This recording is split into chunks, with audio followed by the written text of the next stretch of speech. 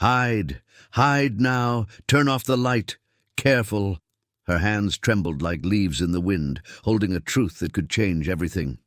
In the halls of the Superior Court of Justice in San Diego, where the echo of footsteps mixed with whispers of power and money, Hope Morales cleaned every surface with the dedication of someone who honors every penny earned.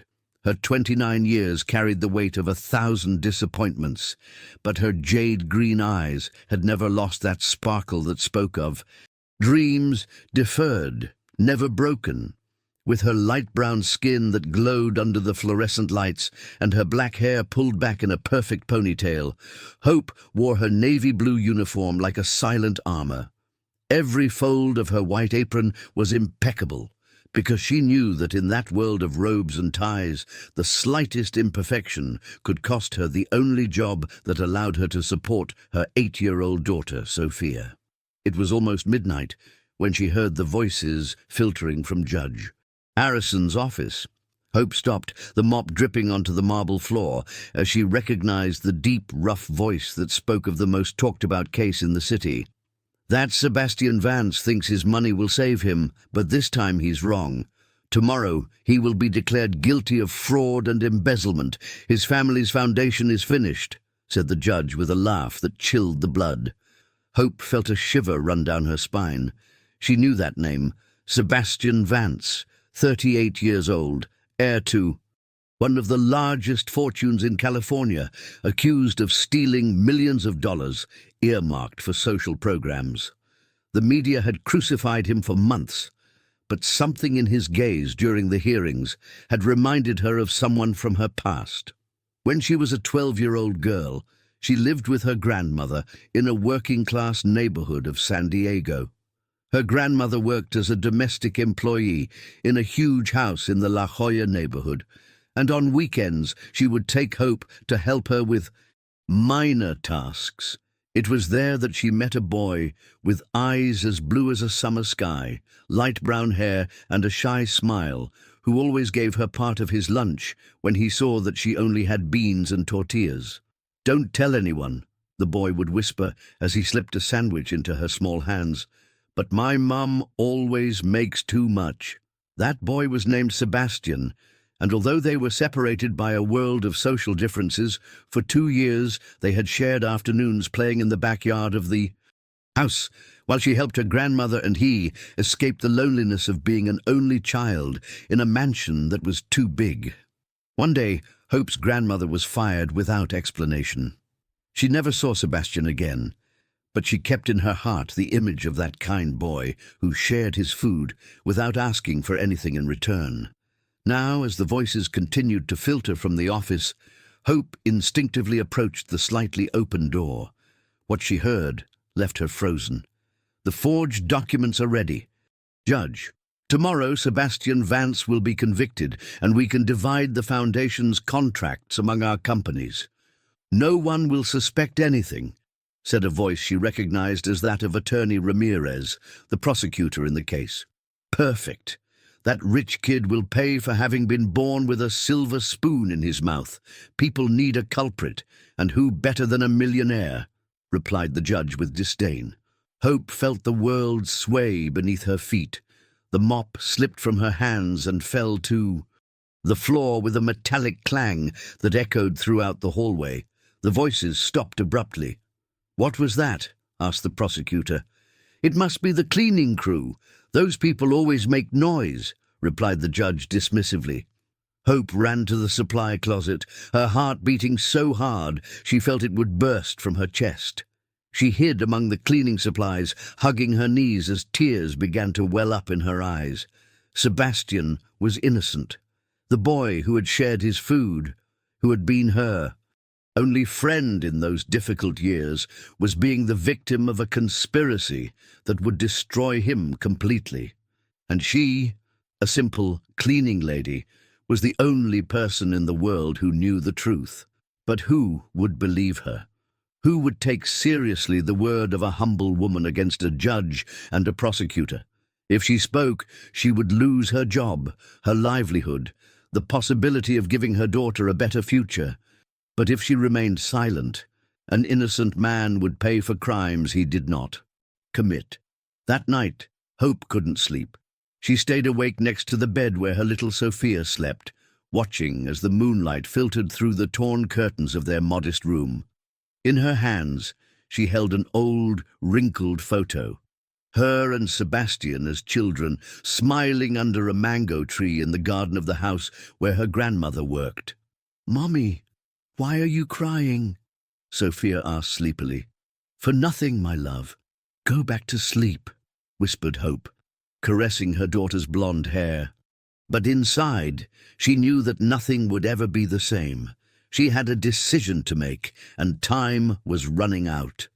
Have you ever had to choose between your safety and doing the right thing? What would you do if you had the power to save an innocent person, but it meant risking everything? If this story is touching your heart, leave a like and tell me in the comments from which city you are reading me. Your support means everything to me. Also, subscribe to the channel for more heartfelt stories. The day of the trial arrived with a grey sky that seemed to foreshadow misfortune. Hope had gotten up before dawn, made Sophia's breakfast, and left her with her neighbour, Mrs. Carmen, who always looked after her when Hope had extra shifts. "Mommy, why do you look worried?" Sophia had asked her while she ate her quesadillas. "It's just work, my sweetie. Be good to Mrs. Carmen," Hope had replied, kissing her daughter's forehead and feeling that it might be the last time she saw her for a long time.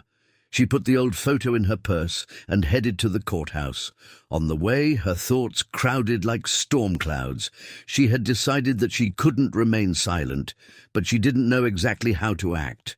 The courtroom was packed. Reporters, cameras, photographers, onlookers and relatives of both parties filled every available seat. Hope hid in a corner, observing from the shadows as her heart pounded wildly. When Sebastian entered in handcuffs, escorted by 2 officers, Hope felt time stop. Although 17 years had passed since the last time she saw him, she immediately recognized those blue eyes that now showed a mixture of dignity and desolation. His light brown hair had some premature grey strands, and his face, though gaunt from stress, retained the noble features she remembered from her childhood. Sebastian wore a dark grey suit that, despite the circumstances, could not hide his elegant bearing. But what caught Hope's attention the most was the deep sadness in his gaze, as if he had lost not only his freedom but also his faith in humanity. When Sebastian sat at the defendant's table, his eyes scanned the room full of hostile faces. For a moment, his gaze met Hope's, and although he didn't recognize her, something in his expression softened. Perhaps it was the compassion he saw in her green eyes, so different from the hatred and thirst for revenge that surrounded him. Judge Harrison, in his black robe and severe expression, began the session. His voice echoed in the room with false authority as Hope watched him with a contempt that grew with each passing moment. "We are here to deliver a verdict in the case of the state against Sebastian Vance Mendoza, accused of fraud, embezzlement, and corruption in the management of the Vance Foundation for Social Development," announced the judge. Attorney Ramirez stood up with a smile that didn't reach his eyes. He was a stout man in his 50s, with a trimmed beard and an air of superiority that irritated. "Hope," he began his closing argument in a powerful voice. "Your Honor, distinguished members of the jury, we are before one of the most shameful cases of corruption that our state has ever known. Sebastian Vance, born into a privileged family, educated in the best schools, benefited by all the opportunities that life can offer, decided to steal the money intended for the most needy." Hope felt her blood boil as she listened to lie after lie. She saw how Sebastian clenched his fists, how his jaw tightened, but he maintained his composure with a dignity that deeply moved her. During the last 5 years, the defendant diverted more than $2.7 million that should have gone to education, health, and housing programs for low-income families. Money that, instead of reaching the children who have nothing to eat, ended up in bank accounts abroad. "That's a lie," exclaimed Sebastian, rising from his seat. "I never stole a single dollar. Every cent went to social programs." "Order in the court!" shouted Judge Harrison, banging his gavel. "The defendant will remain silent or will be removed." Hope saw how Sebastian sat down slowly, defeated. His lawyer, an older and seemingly demoralized man, had barely presented a solid defense. It was clear that the entire judicial machinery was against him. At that moment, Hope made the most important decision of her life. With trembling legs and a heart about to explode, she stood up from her seat and began to walk towards the front of the room. The murmurs began immediately. A humble woman, dressed in simple but clean clothes, walking with determination towards the judge's bench. The guards moved to stop her, but something in her attitude made them hesitate. "Your Honor!" shouted Hope in a clear, firm voice. "I have crucial information about this case." Judge Harrison paled. His eyes met Hope's, and for a moment fear was reflected in his face, but he quickly regained his composure. "Madam, this is not the time or the place. If a Sebastian Vance is innocent," exclaimed Hope, interrupting the judge, "and I can prove it." The silence that followed was deafening. Sebastian looked at her with wide eyes, not understanding what was happening. The reporters crowded around, the cameras turned towards her, and the murmur of the crowd turned into a roar. Hope felt all the eyes of the world on her. Her hands trembled, her voice cracked for a second, but the image of that kind boy who shared his food gave her the strength she needed. "Last night I heard Judge Harrison and Attorney Ramirez planning how to falsely incriminate Mr. Vance. They have forged documents, bought witnesses, and they plan to divide the Foundation's contracts among their companies." Chaos erupted in the room. The judge frantically banged his gavel, the lawyers shouted, the reporters pushed each other to get closer to Hope, and Sebastian had stood up, looking at her with an expression that mixed disbelief, hope, and something that might have been recognition. "That's slander," roared Attorney Ramirez. "This woman is lying. It's obvious someone bribed her." "Silence!" shouted the judge, but his voice sounded broken. "Guards, seize this woman. She is disturbing the public order." But Hope had already taken out her cell phone and held it up high. "I have it all recorded," she announced in a powerful voice. "I have the recording of your conversation from last night." Judge Harrison stood up so abruptly that he knocked over his pitcher of water. Attorney Ramirez had lost all color in his face. The guards didn't know what to do, divided between the judge's orders and the obvious importance of what was happening. Sebastian was staring at her, and in his blue eyes, Hope could see the exact moment he recognized her. His lips moved silently, forming a name he hadn't spoken in 17 years. Hope. Do you believe that love can survive 17 years of separation? What do you think about Hope's courage? Would you have done the same as her? If you want to know what happens next, leave a like and tell me in the comments from which city you are reading me. This story has only just begun, and don't forget to subscribe for more updates. The uproar in the courtroom had reached epic proportions. Reporters shouted questions, cameras recorded every second, and Judge Harrison had completely lost control of the situation. Hope remained standing in the center of the storm, holding her phone as if it were a shield against injustice. "Let the recording play!" someone shouted from the public gallery. "We want to hear the truth!" several attendees chanted. Sebastian had approached as much as the handcuffs allowed, his eyes fixed on Hope with the mixture of astonishment and recognition that grew with each passing moment. When their eyes met, 17 years vanished in an instant. "Hope Morales," he murmured, and although his voice was barely audible amidst the chaos, she heard it perfectly. "Hello, Sebastian," she replied with a trembling smile that held all the emotions she had kept bottled up for years. Sebastian's defense attorney, Mr. Torres, reacted faster than anyone. He approached Hope with determined steps. Madam, are you willing to testify under oath about what you just said? Of course, replied Hope without hesitation, and I have proof. Judge Harrison had begun to sweat profusely. His hands trembled as he tried to regain control. This session is adjourned, he shouted. Guards, take that woman away for contempt. But Mr. Torres had already filed an emergency motion. Your Honor, I request that the evidence presented by the witness be heard. It is my client's fundamental right. Attorney Ramirez tried to intervene, but his voice sounded desperate. This is a circus. We cannot allow just anyone to come in and interrupt a trial with unfounded accusations. My accusations are founded, exclaimed Hope, and her voice echoed throughout the room with a strength that surprised even herself. And I am going to prove it. Without waiting for permission, she activated the recording on her phone. The audio wasn't perfect, but Judge Harrison's voice could be heard clearly. That Sebastian Vance thinks his money will save him, but this time he's wrong. Tomorrow he will be declared guilty of fraud and embezzlement. His family's foundation is finished. A deathly silence fell over the room. All eyes turned towards the judge, who had paled to the color of a ghost. Then Attorney Ramirez's voice was heard. The forged documents are ready, Judge. Tomorrow, Sebastian Vance will be convicted, and we can divide the foundation's contracts among our companies. No one will suspect anything. The impact was devastating. The reporters went wild. The cameras focused on the judge and the prosecutor, and the public began to boo.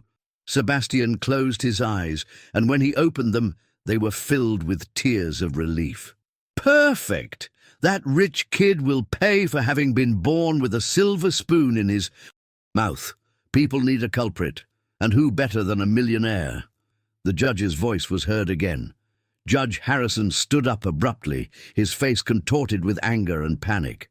That recording is false. It has been manipulated. Arrest that woman for perjury. But it was already too late. The security guards had approached the judge and the prosecutor, not to protect them, but to guard them. A senior magistrate, who had been present as an observer, stood up and took control of the situation. In view of the serious accusations presented and the evidence provided, this court is adjourned indefinitely. An immediate investigation is ordered into Mr. Harrison and Mr. Ramirez for conspiracy, forgery of documents, and corruption. The defendant, Sebastian Vance, is released on bail, pending a complete review of his case. The guards released Sebastian from the handcuffs. For a moment, he remained still, as if he couldn't believe he was really free. Then, slowly, he walked towards Hope. The crowd parted to let them pass, creating a small, intimate space in the midst of the chaos. When they finally met face to face, without barriers or obstacles, time seemed to stand still. "Why?" asked Sebastian in a hoarse voice. "Why did you risk everything for me?" Hope looked him directly in the eyes, those blue eyes that had been her refuge in childhood.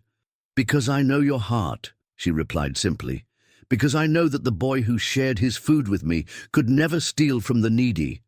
Because there are people who don't change, no matter how much time passes." Sebastian extended his trembling hand and gently touched Hope's cheek. "Hope, my little Hope, I never forgot you.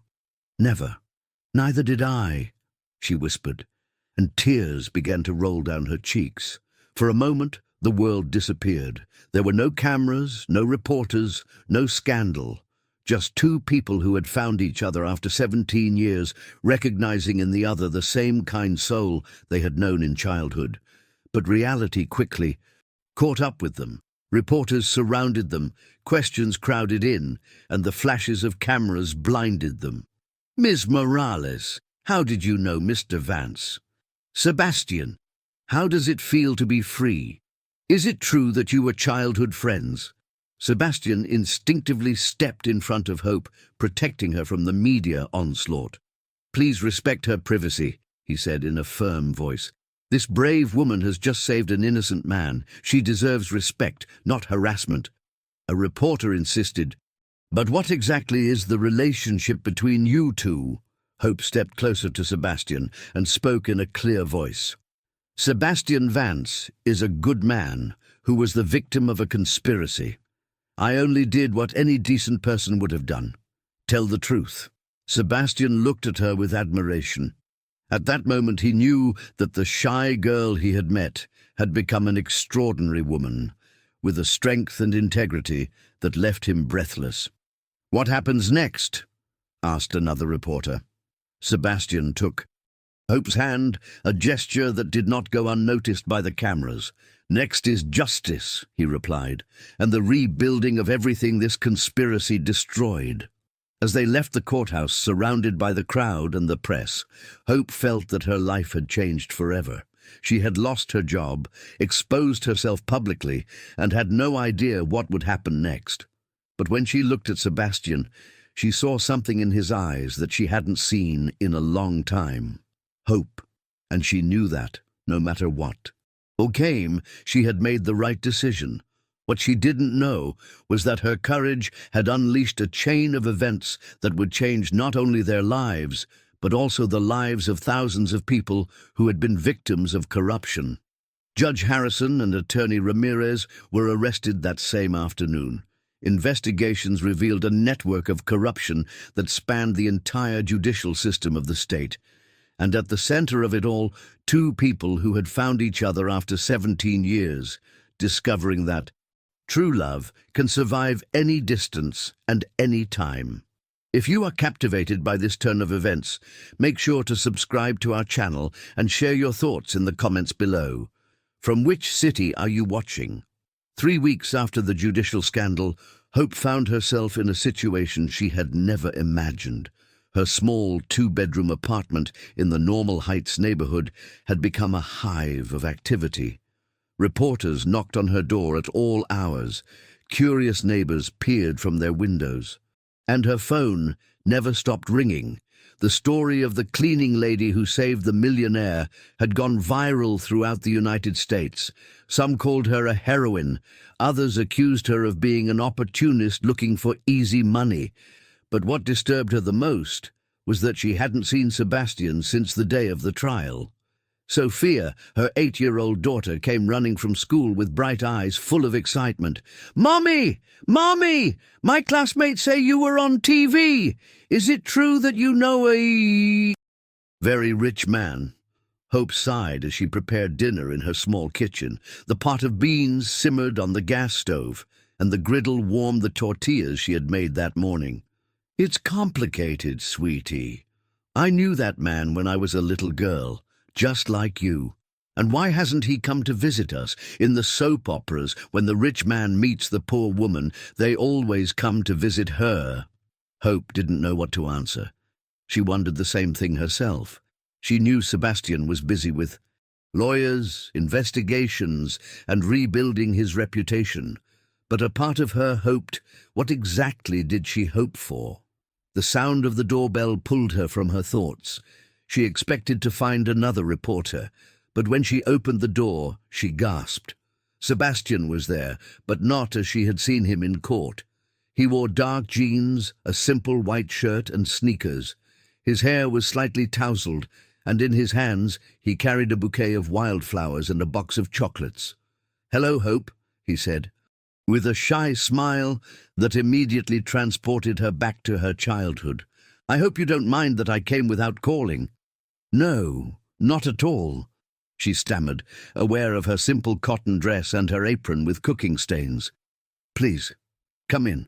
Sebastian entered the small apartment, and Hope felt a mixture of pride and embarrassment. Everything was clean and tidy, but the difference between their worlds was evident. The furniture was old, but well kept. The walls had damp stains she hadn't been able to repair, and the 20-inch television looked like a toy compared to the luxurious life he knew.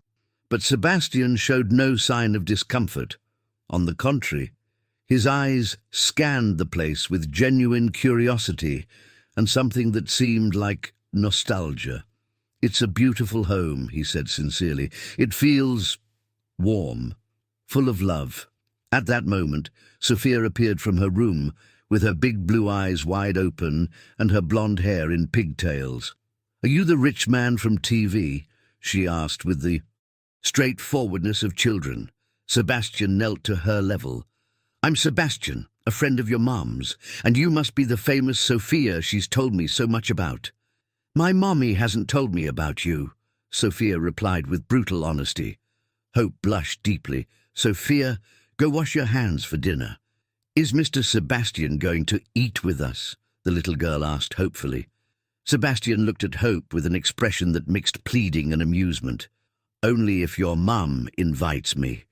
Hope felt a lump in her throat. The simplicity of the scene contrasted dramatically with the complexity of their situation. "Of course, but I only have beans, tortillas, and some stewed chicken." "I haven't had homemade beans in years," Sebastian replied with a genuine smile. "It would be an honor." During dinner, Sebastian behaved as if he were the most natural guest in the world. He praised Hope's cooking, told Sophia funny stories, and helped clear the table without being asked. When Sophia went to do her homework, Hope and Sebastian were left alone in the small living room.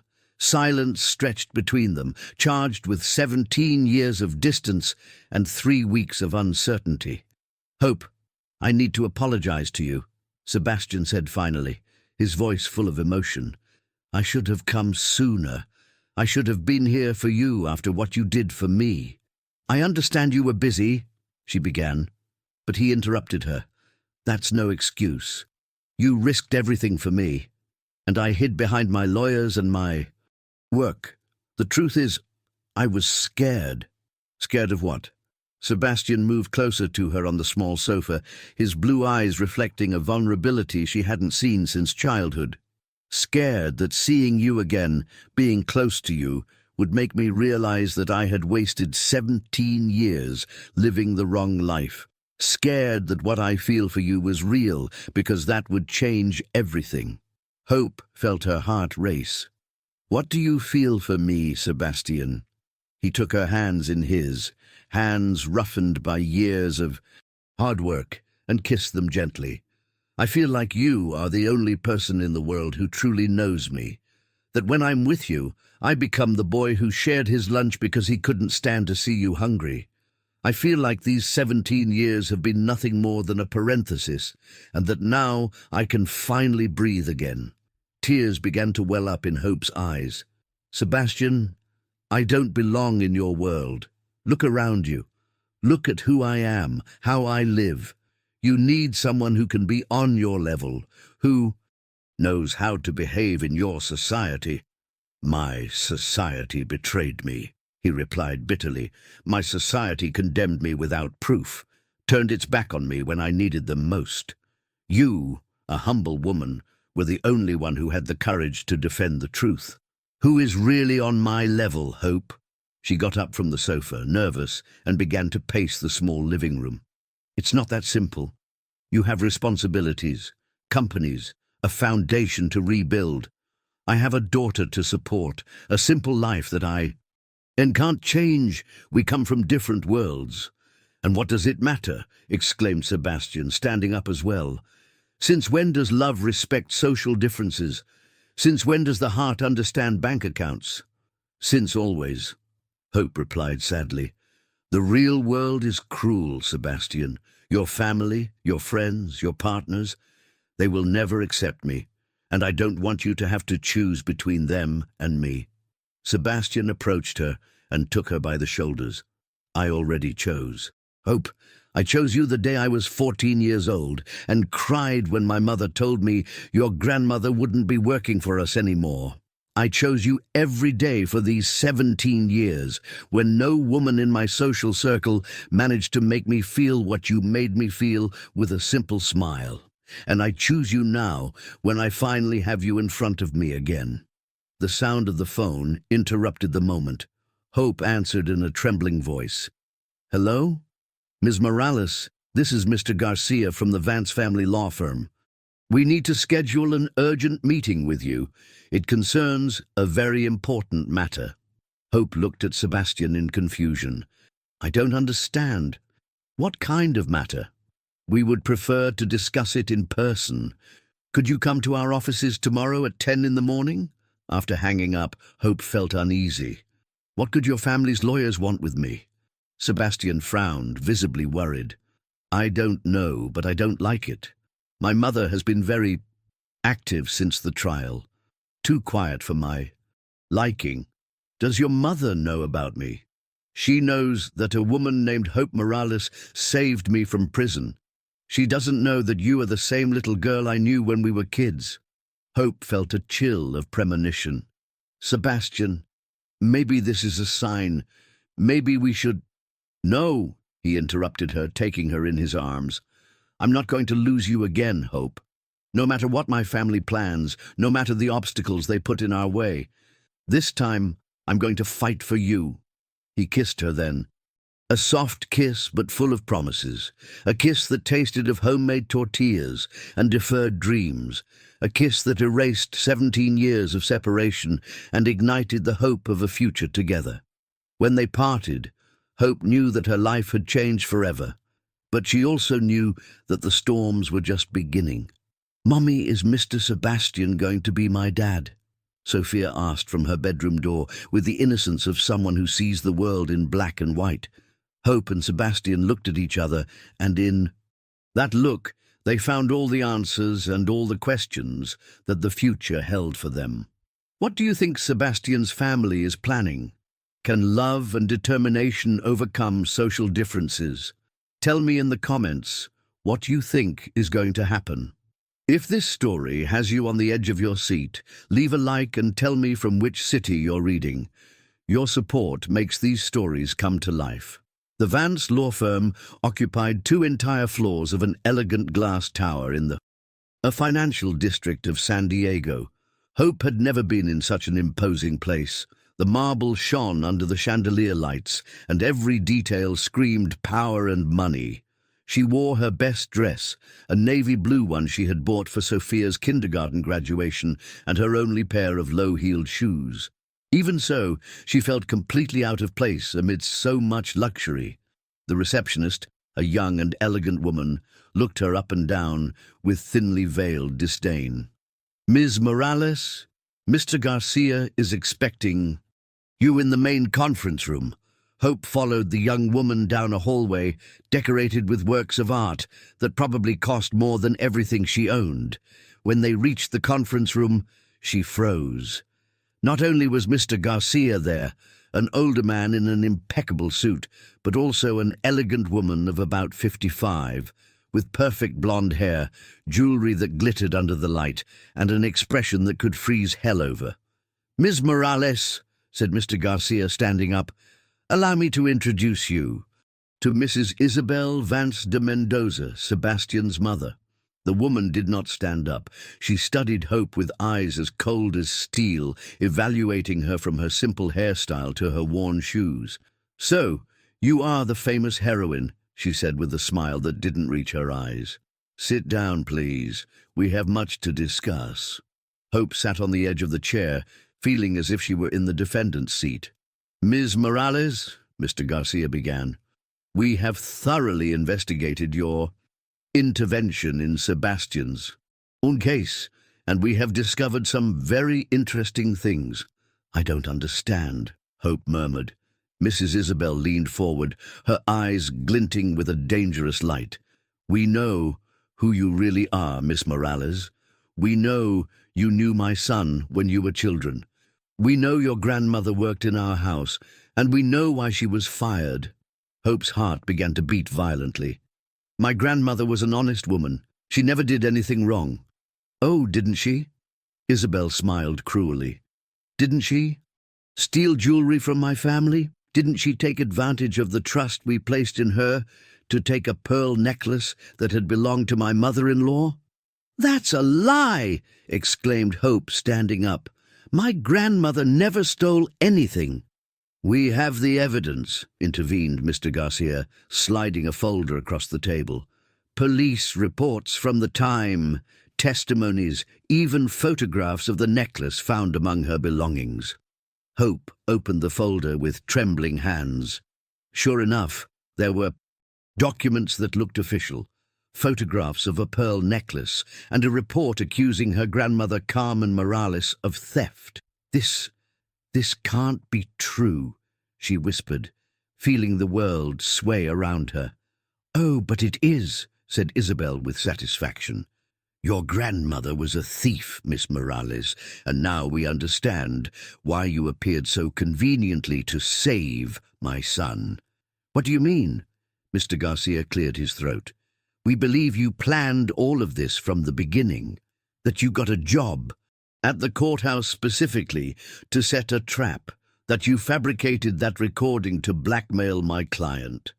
That's insane, shouted Hope. I saved Sebastian because he's innocent.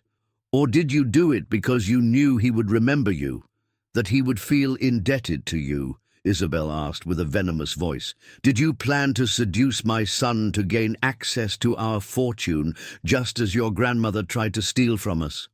Hope felt breathless. The accusations were so absurd, yet so elaborate, that she began to doubt her own reality. No, I never. Sebastian and my son is a vulnerable man, continued Isabel. He has been through a traumatic experience. It is natural for him to feel grateful to you, even to confuse gratitude with other feelings. But I am not going to allow a woman of your caliber to take advantage of him. Mr. Garcia slid another document across the table. This is a check for $270,000, Miss Morales. We also have prepared documents to obtain a work visa for you in the United States, an apartment in Dallas, and a full scholarship for your daughter at a prestigious private school. Hope looked at the check as if it were a venomous snake. In exchange for what? In exchange for you disappearing from my son's life? Isabel replied bluntly. In exchange for you signing this document where you renounce any present or future claim against the Vance family. In exchange for you admitting that you invented the story of the childhood romance to manipulate Sebastian. Never, Hope whispered. Excuse me? Never, shouted Hope, standing up abruptly. I am not going to sign anything. I am not going to stay away from Sebastian, and I am not going to allow you to tarnish my grandmother's memory. Isabel smiled like a predator that has cornered its prey. I expected you to say that. In that case, I am forced to show you this. She took out a tablet and slid it towards Hope. On the screen was a black and white security video. An older woman, whom Hope immediately recognized as her grandmother, was leaving an elegant house with something hidden in her apron. This video was taken the day your grandmother was fired. As you can see, she is clearly taking something that does not belong to her. Hope watched the video in horror. It was impossible to deny her grandmother seemed to be hiding something. But there has to be an explanation. The only explanation is that your grandmother was a thief and you are following in her footsteps, said Isabel coldly. If you do not accept our offer, we will be forced to make this video public. Imagine the headlines. Courthouse heroine, granddaughter of a known thief. Your reputation will be destroyed. Your daughter will be the laughingstock of the school. And Sebastian will realize what kind of family he has been defending. Hope felt dizzy. Everything was falling apart around her. You fabricated this, didn't you? Just like you fabricated the documents that incriminated Sebastian. Miss Morales, intervened Mr. Garcia, I suggest you think very carefully about your answer. The Vance family has unlimited resources and a reputation to protect. You are a single woman, without means, without protection. Do you really want to declare war on us? At that moment, the conference room doors burst open violently. Sebastian entered like a storm, his face contorted with fury. What the hell is going on here? He roared. Sebastian, darling, said Isabel. Regaining her composure, we were having a civilized conversation with Miss Morales. Civilized conversation? My assistant told me you summoned Hope without my knowledge. What right do you have to— He stopped when he saw the tears in Hope's eyes, the documents scattered on the table, the check with its obscene amount. What did you do to her? he asked in a dangerously low voice. Isabel stood up elegantly. We offered her a golden opportunity to rebuild her life far from here, an opportunity that any woman in her position would accept without hesitation. Sebastian looked at Hope, saw the pain in her green eyes, saw how she trembled. "Is it true?" he asked softly. "Did they offer you money to stay away from me?" Hope nodded, unable to speak. Sebastian's fury was palpable. He turned to his mother with an expression she had never seen. "How dare you?" he asked in a voice that cut like a knife. "How dare you humiliate the woman who saved my life? Sebastian, you don't understand. This woman and her family, I don't care about her family. I don't care about her past. Hope is the most honest and courageous woman I have ever known in my life." Isabel smiled bitterly. "Honest? Show him the video, Garcia." The lawyer, uncomfortable, handed the tablet to Sebastian. He watched the video in silence, his expression changing gradually. Hope felt like she was dying inside. She saw how doubt settled in Sebastian's eyes, how his faith in her wavered. "Sebastian," she whispered, "I can explain." "Can you?" he asked, and for the first time since they had met again, his voice sounded cold. "Can you explain why you didn't tell me anything about this?" "Because I didn't know anything. Because my grandmother never told me. Or because you knew that if I knew the truth about your family, I would never have approached you." The silence that followed was devastating. Hope saw how 17 years of love and trust crumbled in an instant. "I see you understand the situation," said Isabel. "With satisfaction. The offer still stands, Miss Morales. $270,000 and a new life far from here, far from my son." Hope looked at Sebastian one last time. In his blue eyes there was no longer love, but confusion, pain, and something that looked like contempt. With a shattered heart, she took the check from the table. "I accept," she whispered. And she left the conference room, leaving behind the love of her life and taking with her a secret that would change everything. The video was real, but it didn't show what they believed, and she was the only one who knew the whole truth. A week had passed since the meeting at the law firm, and Hope hadn't been able to sleep a single night through. The check lay uncashed on her nightstand, a constant reminder of her decision. She had lied to Sophia, telling her that Sebastian had to travel for work, but her daughter wasn't fooled. "Mummy, why do you cry at night?" she'd asked her that morning while they were having breakfast. "I'm not crying." "My love, I'm just a little tired." "Is it because of Mr. Sebastian? Is he not coming back?" Hope hadn't known what to answer. That Friday afternoon, while doing laundry on the rooftop of the building, she heard familiar footsteps coming up the stairs. Her heart raced, but when she turned around, it wasn't Sebastian who was coming up. It was an older woman about 70 years old, with perfectly styled white hair and blue eyes that looked strangely familiar. She wore elegant but discreet clothes and walked with the help of a cane. "Hope Morales?" she asked in a soft voice. "Yes, that's me. Can I help you with something?" The woman approached slowly, studying Hope's face carefully. "My goodness, you are identical to your grandmother. The same green eyes, the same strength in your gaze." Hope frowned. "Did you know my grandmother?" "Very well. My name is Eleanor Vance. I am Isabel's mother, Sebastian's grandmother." Hope felt her legs tremble. The woman in front of her was the matriarch of the Vance family, the person who had been present when her grandmother worked in that house. "Sit down, dear," said Elena gently, pointing to a concrete bench. "I have many things to tell you." Hope sat down, not knowing what to expect. "Your grandmother, Carmen, was the most honest woman I have ever known in my life," Elena began. "She worked for our family for 10 years. She took care of Isabel when she was a teenager. She consoled her when her father died. She helped her raise Sebastian when he was little. Then why was she fired?" Elena sighed deeply. "Because my daughter is a proud and vindictive woman. Because your grandmother saw something she shouldn't have seen. What did she see? Isabel was having an affair. She was married to Sebastian's father, but she had fallen in love with another man.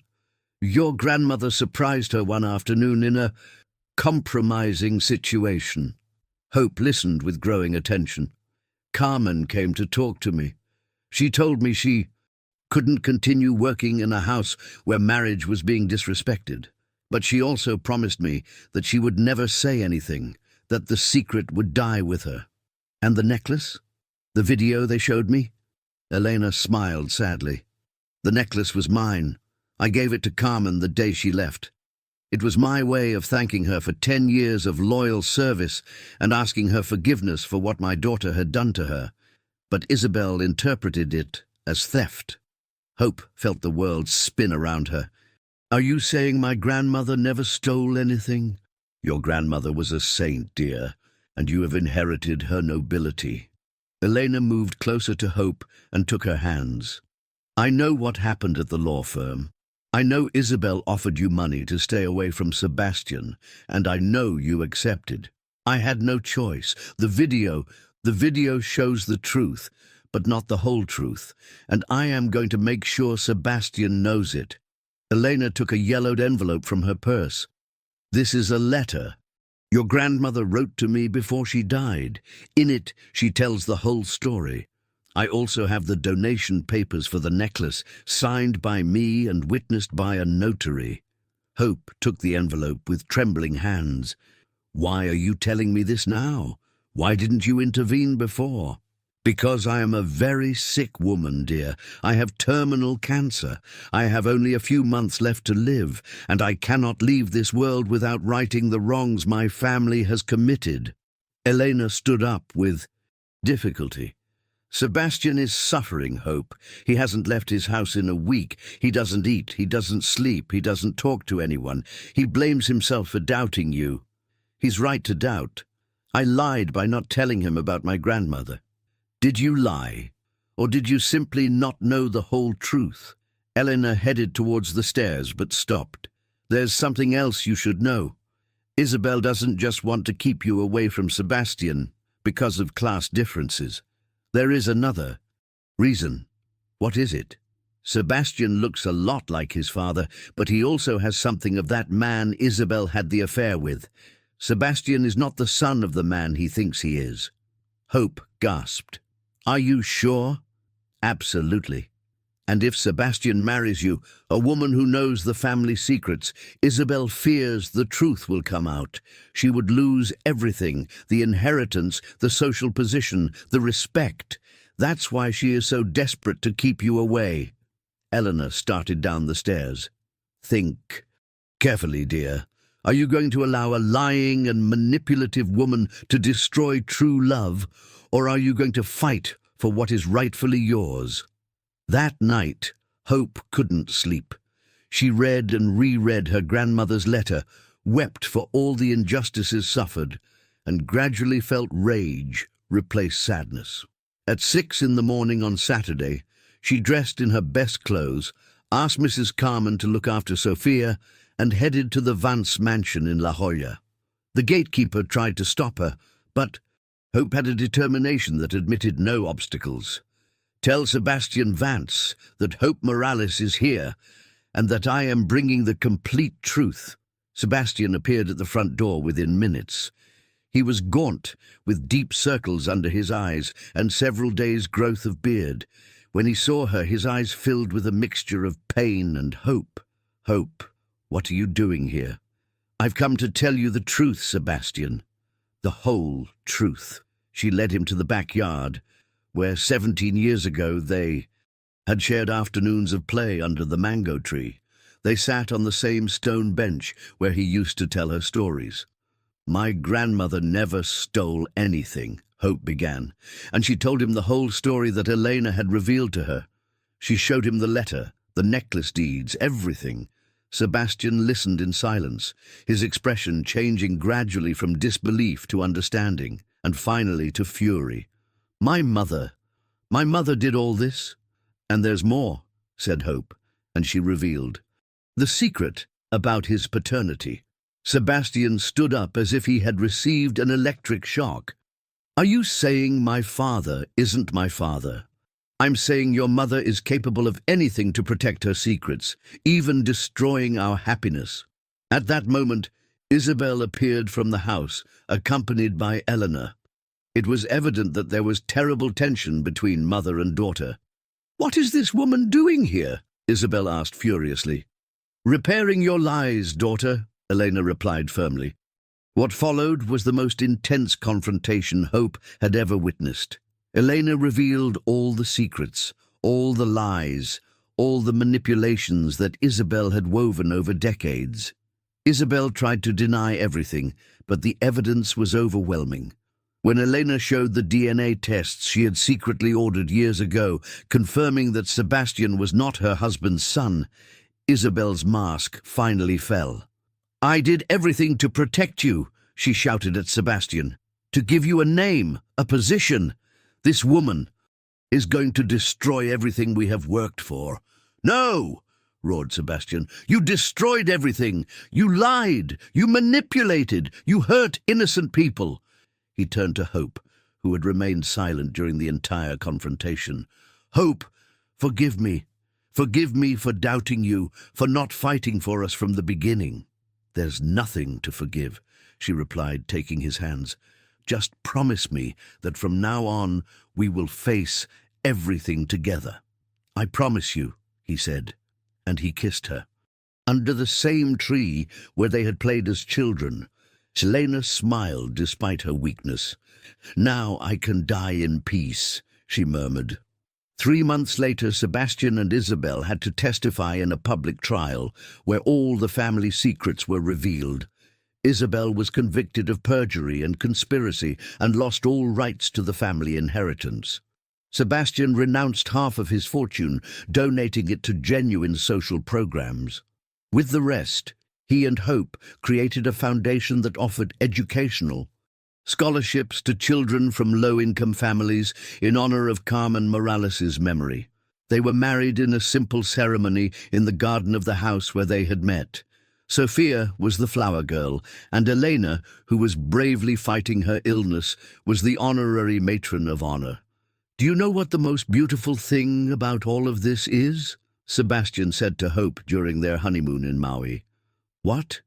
"That after 17 years, after all the lies and obstacles, we are still the same kids who shared their lunch because love was stronger than differences." Hope smiled, caressing her belly where a new life was already growing. "And now our children will grow up knowing the true meaning of love, that it's not about what you have, but about what you are willing to give." Elena passed away peacefully 6 months after the wedding, surrounded by Sebastian, Hope, and little Sophia. Her last words were, "True love always finds its way back home." The Carmen Morales Foundation became one of the most respected charitable organizations in the United States. Sebastian worked directly with the communities, while Hope directed the educational programs. Sophia, now with a younger brother named Dylan, grew up understanding that true wealth is found in serving others. 5 years after their wedding, while strolling through the streets of a charming coastal town in Maine with their 2 children, Sebastian stopped in front of a shop selling homemade treats. "Do you remember?" he asked Hope, pointing to the fudge. "How could I forget? You always used to give me one when I looked sad." "Some habits never change," he smiled, buying treats for the whole family. Sophia, now 13, and with the wisdom of someone who has seen true love in action, took her little brother Dylan's hand. "Did you know that Mom and Dad met when they were kids? Just like us." "Really?" asked Dylan with his big blue eyes full of curiosity. "Yes," replied Hope, hugging her family. "And they taught me that true love knows no time or distance. It only knows honest hearts." Sebastian kissed her gently as the Californian sun bathed them in its golden light. "And that sometimes the best love stories begin with a boy who shares his lunch and a girl who never forgets his kindness." In the distance, the echo of children's laughter mixed with the murmur of the town, promising that the legacy of true love would continue for generations. 10 years later, the October sun painted the gardens of the Carmen Morales Foundation, located on what was once the Vance family mansion, in gold. Hope walked along the paths she had known since childhood, but now everything had changed. Where there was once opulence destined for a single family, now flourished an educational center that housed 300 children from low-income families across California. At 39, Hope had found the perfect balance between the natural elegance her position required and the simplicity she had never abandoned. Her black hair, now with a few silver strands she refused to dye, was styled in an elegant but accessible bun. Her green eyes retained the same warmth as always, but now they shone with the wisdom of someone who has lived intensely.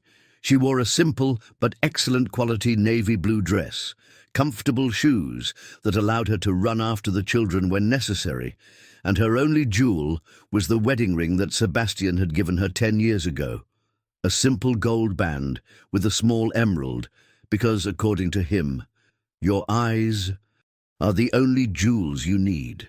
"Mrs. Hope! Mrs. Hope!" shouted a girl of about 7, running towards her with a piece of paper in her hands. "Look what I drew." Hope knelt to receive the drawing. It was the image of a family, a dad, a mom, and a little girl, all smiling under a bright sun.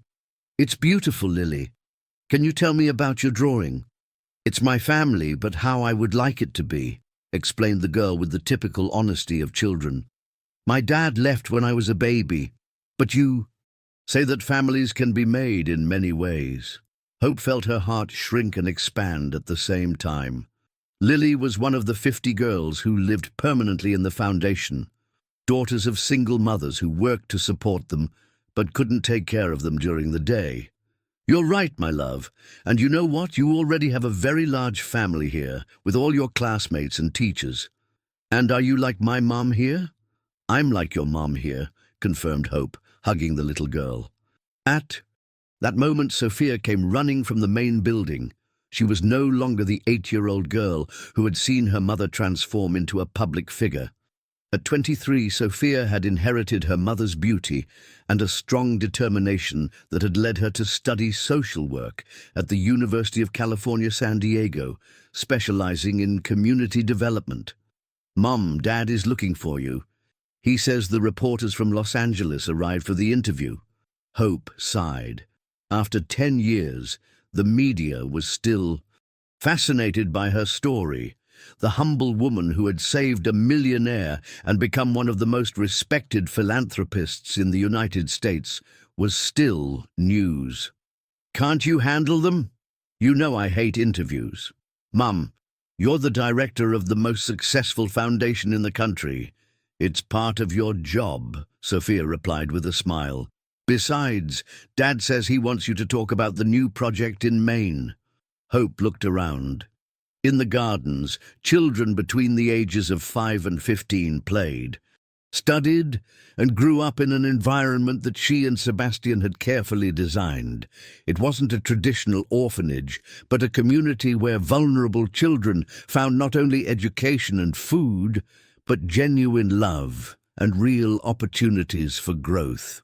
"Okay, but first I want to check how Dylan's classes are going."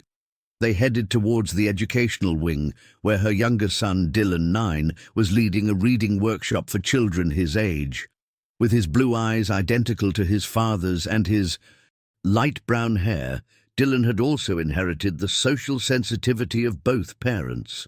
And then the prince realized that the true princess was not the one with the prettiest dress, but the one with the kindest heart. Dylan read to a group of 8 children who listened to him with absolute attention. Hope stayed at the door, observing. Dylan not only read, he acted out each character, made different voices, and made sure that all his classmates understood the story. At the end, a boy named Jake raised his hand. But why didn't the prince notice her heart from the beginning? Dylan seriously pondered the question. I think sometimes adults get confused and think that the important things are the ones you see on the outside. But my dad tells me that the most important thing is always on the inside, where no one else can see it. Is your dad very wise? Asked a girl. Yes, but my mom is wiser. She says my dad was very silly until he met her, Dylan replied, with complete seriousness, causing laughter throughout the group. Hope felt tears of tenderness in her eyes. Her children had grown up understanding that their family was not special for having money, but for the responsibility that money gave them towards others.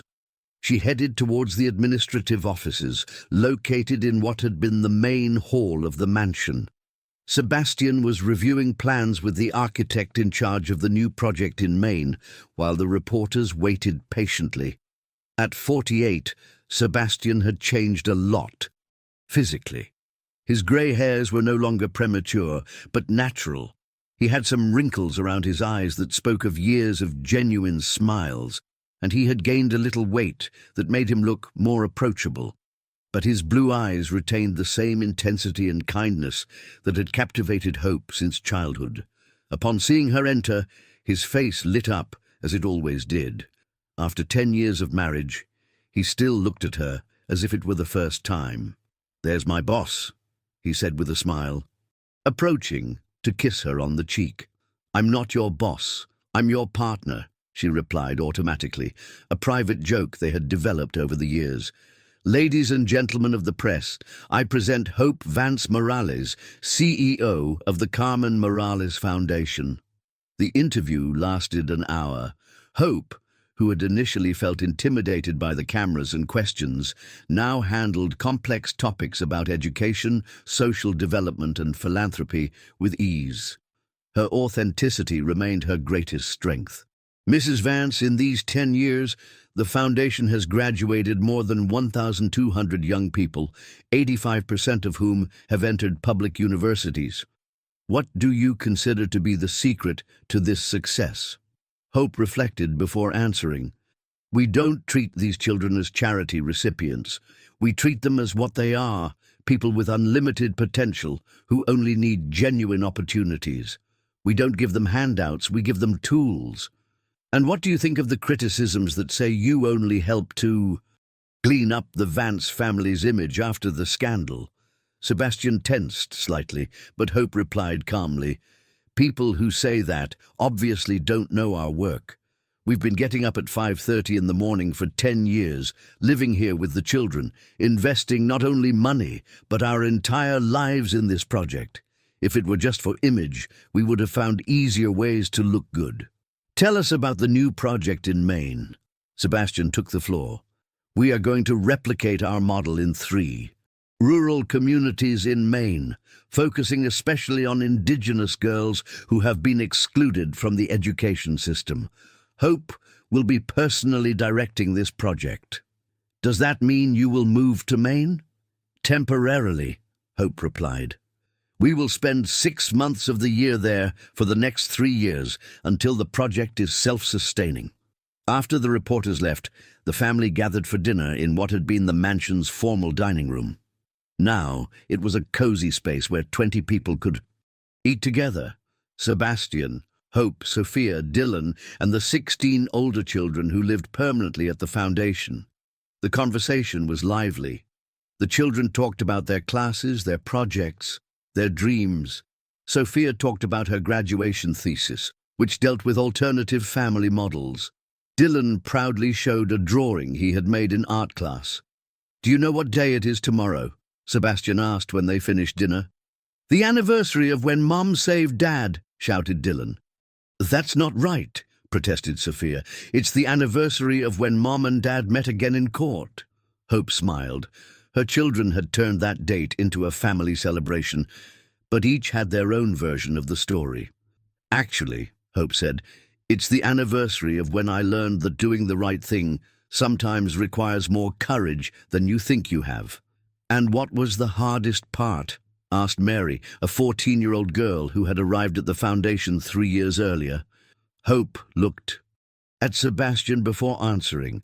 The hardest part was realizing that I deserved to be loved, no matter where I came from or how much money I had. "And for you, Mr. Sebastian?" asked Jake.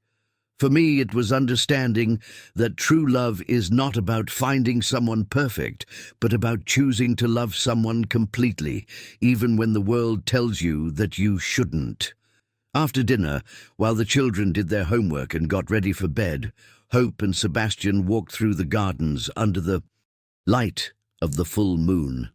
"Do you remember our first official date?" Sebastian asked, stopping under the mango tree where they had played as children. "Do you mean when you took me to dinner at a five-star restaurant and I wore my only elegant dress, which turned out to be completely inappropriate? You looked beautiful, but you were so nervous that you spilled red wine on your white dress. And you said that red suited me better than white. It was true, although I think you looked better when we left there and bought tacos from a street vendor. That was our real first date," Hope smiled, "sitting on the curb, eating tacos, talking until 3 in the morning. And that's when I knew I wanted to spend the rest of my life with you." Sebastian took her hands, as he had done so many times in those 10 years. "Are you scared about the main project?" he asked. "A little. It's a huge challenge, but I think we're ready. And you? Are you scared?" "I'm scared that when all this is over, when we've helped all the children we can help, when we're old and no longer have the energy for these projects, I'm scared that you'll realize you could have had a quieter life with someone else." Hope looked at him in surprise. "Sebastian Vance, after 10 years of marriage, don't you understand yet?" "Understand what?" "That I don't want a quiet life. I want a meaningful life. I want a life where every day matters, where we can make a difference. And the only person I want to live that life with is you." They kissed under the stars, as they had on their first night as husband and wife, as they did every time they needed to remember why they had chosen to be together. "There's something I haven't told you," Hope murmured when they parted. "What is it?" "I'm pregnant." Sebastian remained still for a moment, processing the information. "Really?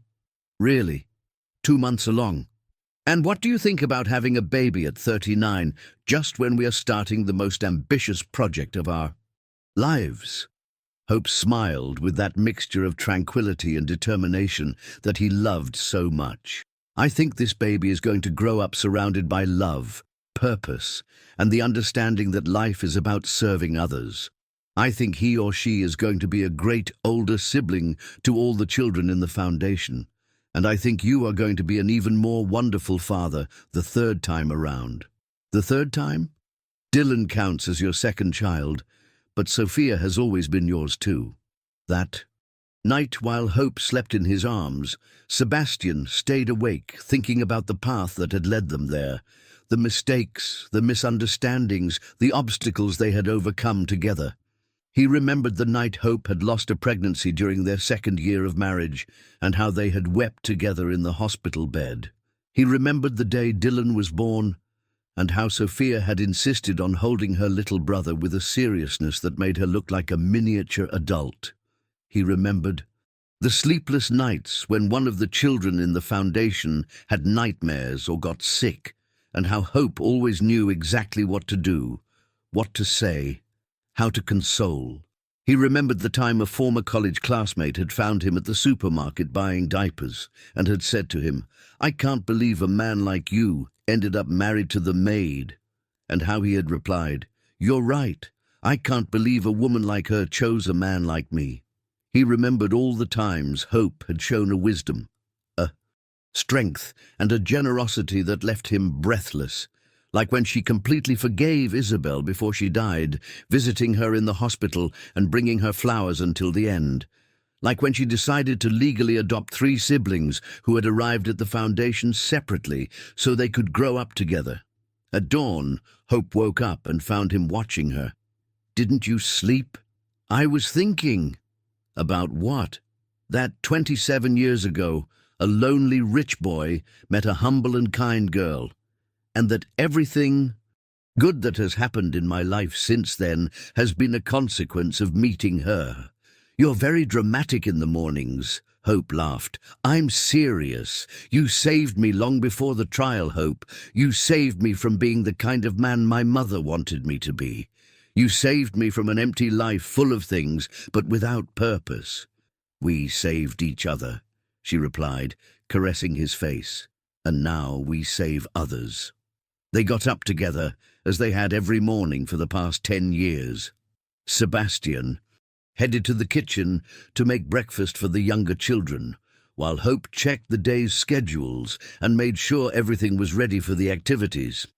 At 7 a.m., 50 children between the ages of 5 and 18 were having breakfast in the main dining room. Hope walked among the tables, asking about homework, remembering medical appointments, listening to concerns, celebrating small achievements. "Mrs. Hope," called Andrea, a 17-year-old who was about to graduate from high school. "Can we talk?" In private, they went to Hope's office, a simple but cozy space decorated with children's drawings and photos from all the graduations. "What's wrong, honey?" "I've been accepted into the University of California, San Diego to study medicine." "Andrea, that's wonderful. Why do you look worried?" Because I'm afraid to leave. This has been my home for 5 years. You have been my family. What if I can't survive in the real world?" Hope approached Andrea and hugged her. "The real world is exactly where you belong. You are going to be an extraordinary doctor and you are going to help thousands of people. But Andrea, yes, this will always be your home. This will always be your family. Love doesn't end because you graduate or move far away. It multiplies. Can I ask you something personal?" "Of course. Do you ever feel like a fraud? Like you don't deserve all this you have?" Hope smiled with understanding. It was a question she had asked herself thousands of times, every day, but I've learned that deserving isn't something you either have or don't have. It's something you build with your daily actions. You deserve all the good that is going to happen to you because you have worked for it and because your heart is in the right place. That afternoon, while they prepared for the anniversary celebration of their reunion, an unexpected visitor arrived. It was Carmen Ruiz, the reporter who had covered the original story 10 years ago and who had since followed the work of the foundation closely. "Hope, I have something to show you," Carmen said, handing her a magazine. On the cover was a family photo. Sebastian, Hope, Sophia, Dylan, and 16 other children, all smiling in the foundation's garden. The headline read, "The Extraordinary Family, How Love Transformed a Mansion into a Home for Hundreds." "It came out in the national edition," Carmen explained. "They have received more than 500 requests from other cities wanting to replicate your model." Hope flipped through the magazine, reading testimonials from former students of the foundation who were now doctors, teachers, engineers, artists. They all agreed on one thing. The foundation had not only given them education, but the conviction that they too could change the world. "Do you know what impresses me the most?" Carmen continued. "It's that after 10 years, your story continues to inspire people. I receive letters every week from women who say that if Hope could transform her life, they can too." That night, during the celebration, Sophia stood up to make a toast. 10 years ago, my mom made the bravest decision of her life. She didn't know that that decision would not only save Dad, but would save hundreds of children who came after. Mom, Dad, thank you for teaching us that true love is not just between two people, but that it extends to embrace everyone who needs it. Dylan, with his 9 years, also wanted to speak. "I wasn't here 10 years ago, but I'm here now. Because my mom and dad love each other so much that they decided to have more children to love, and all of us are their children too." Hope stood up, tears in her eyes. 10 years ago, a frightened woman decided that the truth was more important than her safety. Today, that same woman can say that every day of fear was worth it for this life full of love and purpose that we built together. Sebastian took her hand. "And 10 years ago, A lost man found his way back home. That home is not a place. It's this extraordinary family we have built together.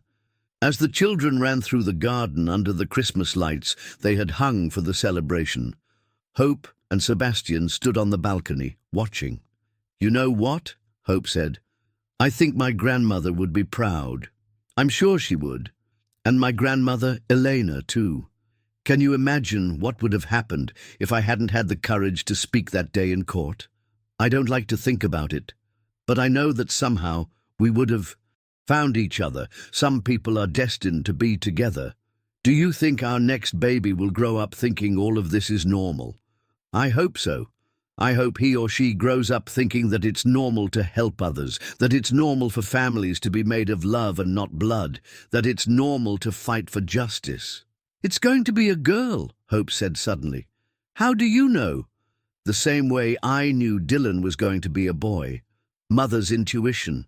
And what are we going to name her?" "Carmen. Elena, after our grandmothers. Carmen Elena Vance Morales. I like it. And she's going to be as stubborn as you and as dreamy as me.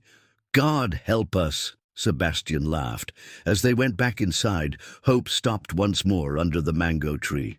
"Do you know what my favorite moment of this whole story is?" she asked. "Which one?"